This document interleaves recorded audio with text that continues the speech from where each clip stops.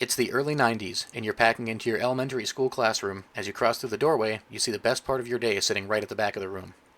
The Apple II computer and a collection of your favorite games.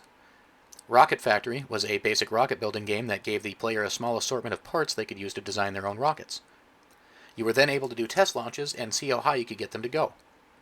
A secondary mode called Cloud Chasers set a specific target for you to reach with different payloads by having a plane fly by and leaving a smoke trail as the target line. Number Munchers is certainly a game that rings familiar for most of you. A very basic math-oriented game that featured different math problems like multiples, factors, primes, and even inequalities. You were given a selection of numbers and were instructed to eat them based on the problem itself, while also avoiding the troggles. For instance, in multiples, it may say to eat the numbers that are multiples of 2.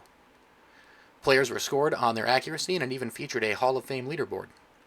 Finally, we come to a classic that became a cultural phenomenon, the Oregon Trail. A game that needs no introduction. A brutal game based on the harsh living and travel conditions of the mid-1800s, from the endless deaths to dysentery to fording across a stream only to have your wagon flood and Sally drown halfway across. This game, although brutal, did bring forth a few new things that we see in many games today. It was the first game to feature the ability to name your party members, it had randomized events based on locations, and perma-death.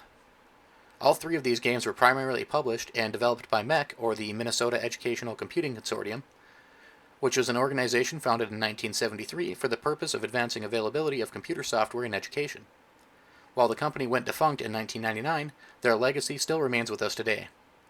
If you like this kind of content, make sure to check out the other videos in my Retro Rewind series.